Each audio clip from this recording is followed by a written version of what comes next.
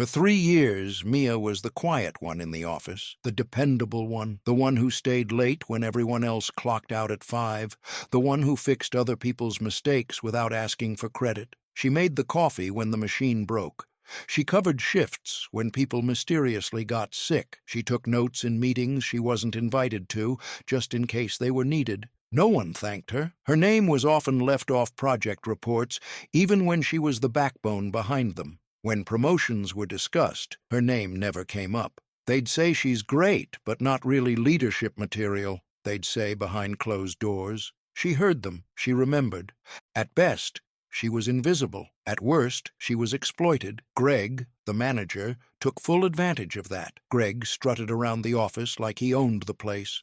Loud, obnoxious, with a self-appointed air of importance. He had no patience, no talent for the job, but he had inherited the role from someone above who liked his energy. He was all style, no substance. He hated Mia, not because she failed, but because she never did. Mia made him look lazy without even trying. She didn't complain, didn't gossip, didn't play office politics.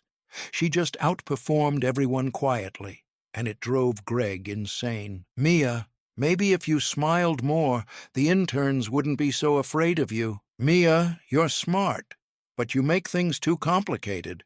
People don't want complicated. She never retaliated, never corrected him, but she listened, she watched, and she planned. What no one in that office knew was that Mia wasn't just doing her job, she was doing research.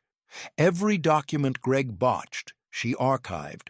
Every time he dumped his responsibilities on her, she logged it. Every missed deadline, every inappropriate joke, every unprofessional comment documented. Outside work, Mia was building something much bigger than anyone imagined. You see, when the company had hit turbulence during the last financial cycle, the parent corporation started looking to offload non-core divisions. That included this office, the logistics branch that had long underperformed despite Mia keeping it afloat. Executives wanted out, and Mia saw an opportunity. She began buying equity, not directly, but through a small investment firm she quietly created with her savings. She used proxies, silent partners, and timing. It took her nearly 2 years, 2 years of silence, 2 years of pretending not to hear the jokes, 2 years of doing the work that kept the whole system running while no one looked twice at her. Then came the day. It was a Tuesday, like any other.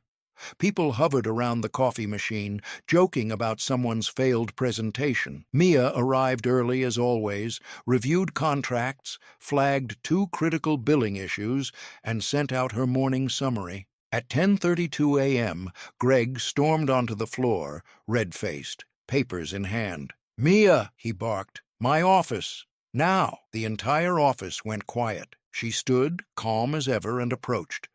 But instead of leading her inside, Greg spun on his heel and faced the entire team. "You know what? Let's do this right here." Mia stopped. "These forms?" he said, shaking a packet of documents like they were proof of a crime. "Incomplete. And guess who didn't sign them?" He jabbed a finger toward her. "You. That form was sent to your office last—" Mia began. "No excuses." He cut her off. "You think you're so important around here, maybe you should be treated like it when you screw up." The room was dead silent. Eyes shifted away. No one stepped in. "You're lucky to even have this job," Greg added.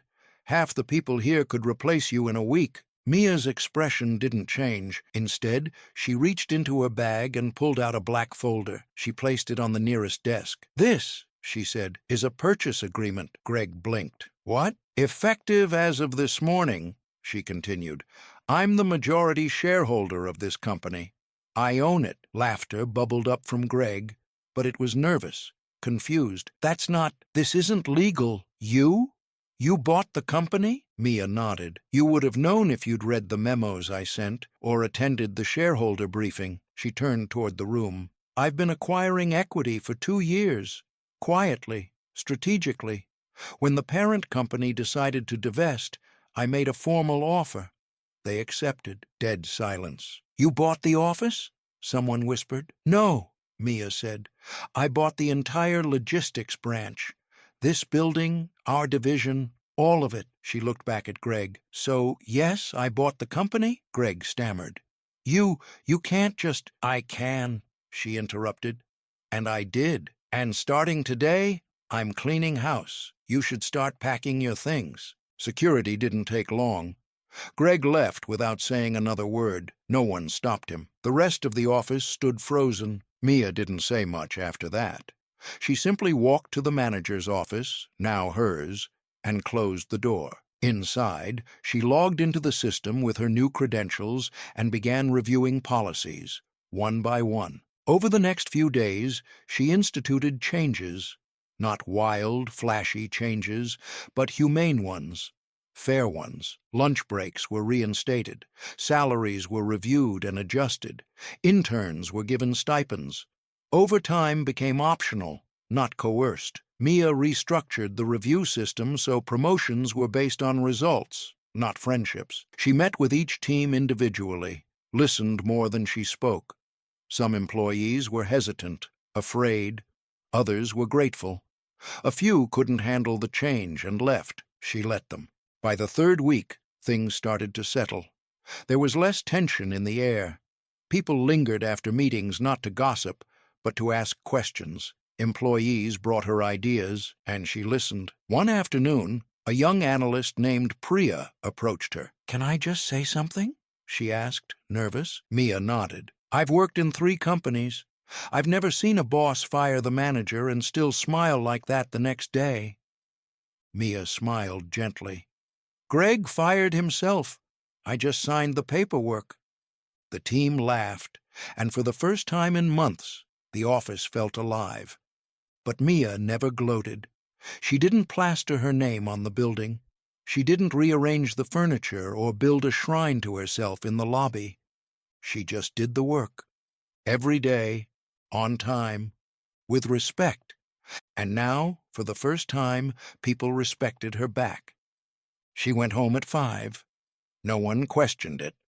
And every time she passed the old whiteboard where Greg once wrote, "Don't forget who's boss," she allowed herself one small, quiet thought. "You should have seen this coming."